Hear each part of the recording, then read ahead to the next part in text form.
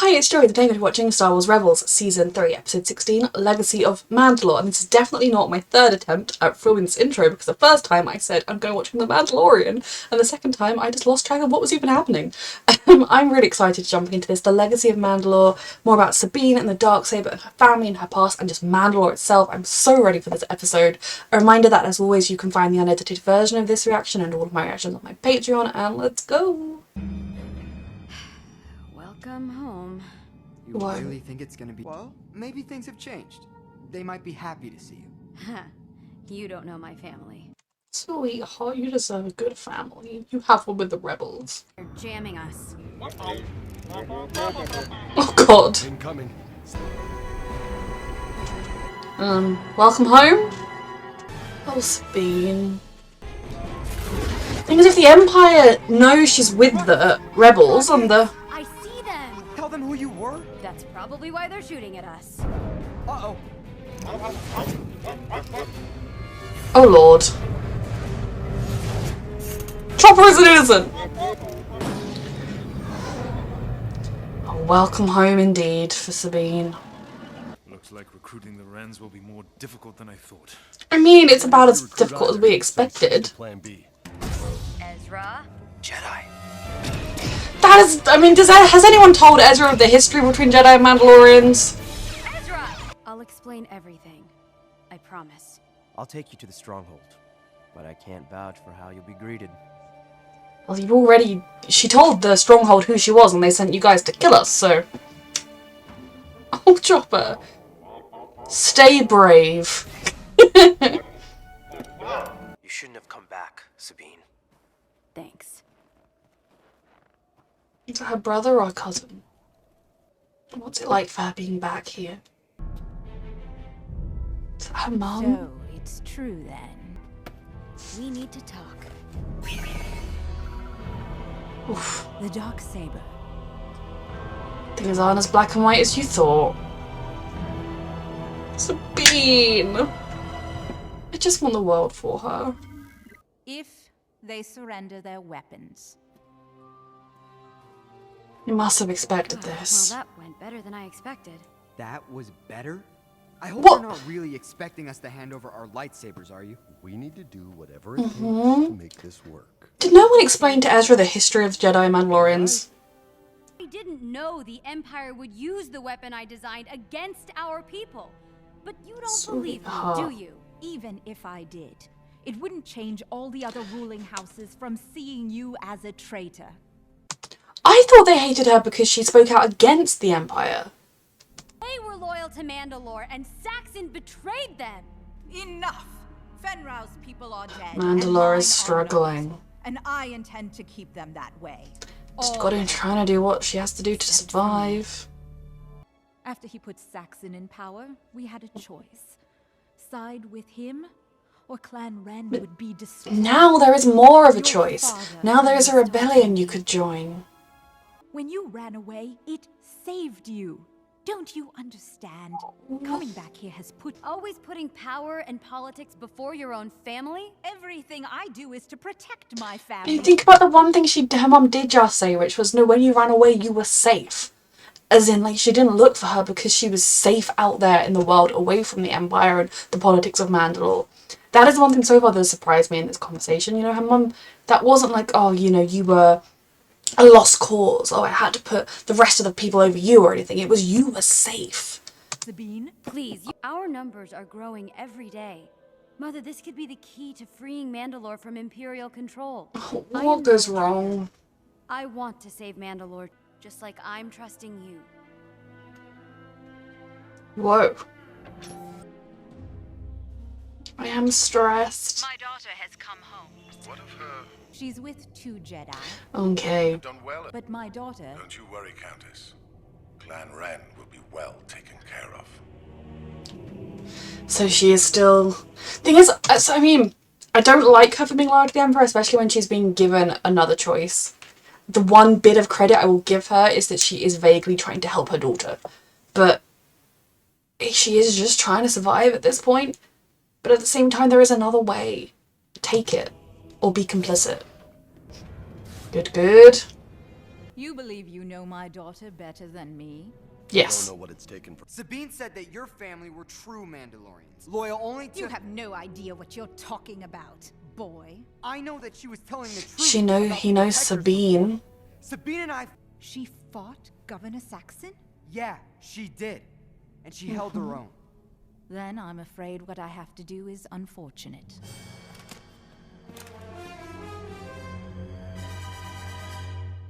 It's going great. What does her brother know? We lost everything! Our power in the capital. Our respect. Well, maybe there are more important If I things. can restore our family's name. Mother, what have you done? What did we expect? We hoped for better, but what did we expect? Is loyal. Just not to you. You're making your choice here. I know you think it's the one to protect your people, but... Fuck. Countess, you are harboring rebels here. Jesus Clan Ren is Christ. clearly a threat to the Empire. Yep. And must be made an example of. Wow, what a shock! He's using this himself. Good choice. Stand with me, Fuck. or die with your family. This is why you sell your soul to the Empire to try and save the people you care about. But the second it benefits them more to turn on you, they will. I choose family. Then Clan Ren Oh. ends here. When... Oh, it's Sabine! Can she win the Darksaber from him in a fight and then she'll be the true owner of it? Fuck. Well, at least he's now made it that should Clan Ren survive, they will most likely have no choice but to join the rebellion. Fuck. Sabine! Oh, cause she can fight with a lightsaber now! You will be taken back. Oh, fuck. Come on, sweetheart. Custom and law, no one can interfere. Are your customs more important than the Uh-huh. life of your daughter? I mean, I believe in Sabine. Good. Even the fucking playing field a bit. I was about to say the same thing to you. Baby. I'm so proud of her.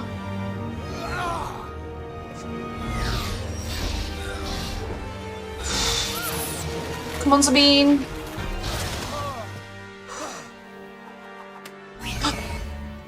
Yield! She just won it in combat. It's legally, rightfully hers, right? That might be the Mandalorian way, but it's not my way. I respect you, anymore. Sabine, so much.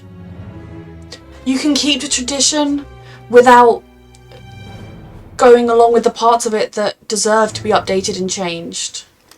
Coward.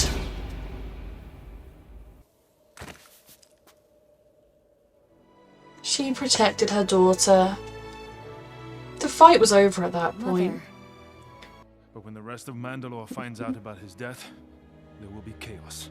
Perhaps Mandalore needs chaos if it's to become strong once His again. actions have literally just made sure that Find a leader these people... worthy of our people. I just know it doesn't go well. But all Garth Axton did was make sure that they ended up working with the rebels. Oh, Chopper, you did great this week. Sure, now you show up when all the fighting is over. We protect our own. So do we. Sabine, she's right. She's gonna stay. You're not coming with us? Then maybe we can join the fight against the Empire. But right now, Something she has to do. These demons she's been pushing down and hiding from. Chopper. I am so... do not say you're proud of me. Me? I'm proud of you. Oh, But I am going to miss you. We all will. me too. Don't be gone long. Though, for all I know, we'll continue following her story. Both of you. I'm sad when the family splits up. But it's something she needs to do, and it is resistance against the Empire in a different form. I'm not Mandalore's leader, but I'll find the person who is.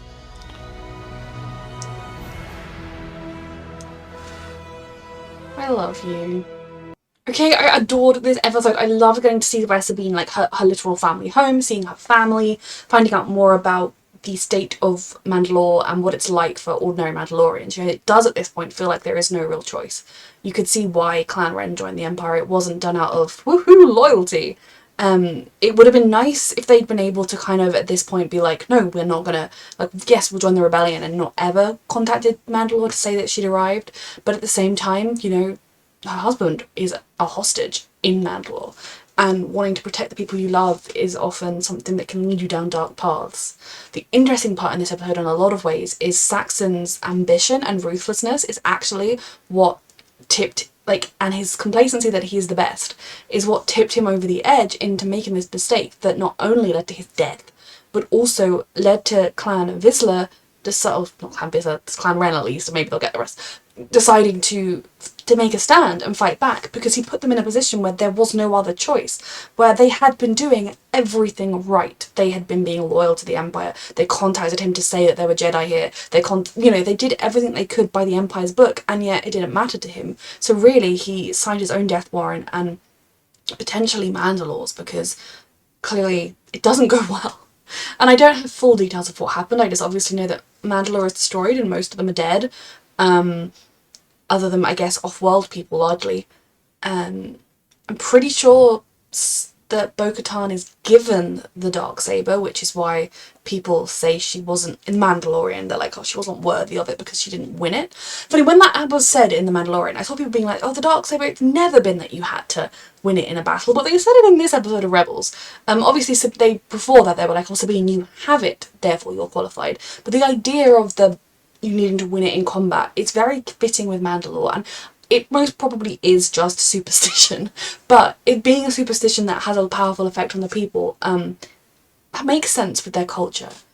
So seeing Sabine, seeing her mother, and I think for me something I really liked in this episode was while her mother continued to collaborate with the Empire until they literally held a gun to her head, she was fighting for Sabine the whole time, and even the way she phrased it is when Sabine left and ran away, she was safe. That choice of word was so interesting to me at the time, because that was a conversation where they were kind of arguing. You know, it wasn't a conversation where they were making peace and everything was fine. Yet her mother was like, oh, when you fled and you became a traitor, you were safe.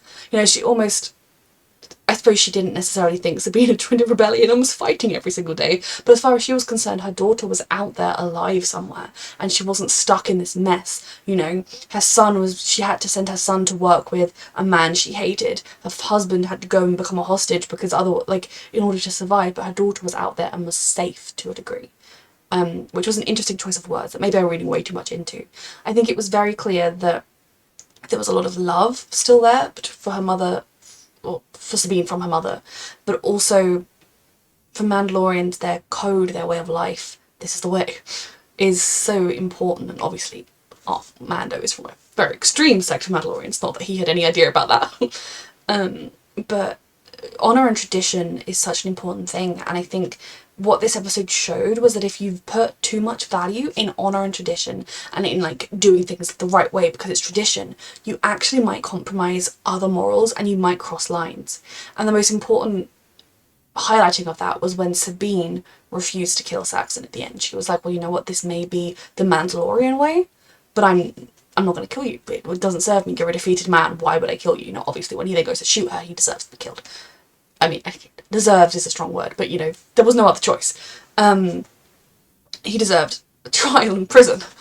But I thought, you know, up until that point, she fought the Mandalorian way with the values that she truly does value and hold strong, the Mandalorian traditions. But what I was really proud of her was that she wasn't so rigid with them. She was able to look at them and be like, okay, yeah, but that one's stupid, and actually pretty shit, so I'm not going to force myself into conforming with that one. I also really enjoyed the fact that she's not letting anybody force her into these ideas of, oh, because I hold the Darksaber, therefore I will rule Mandalore.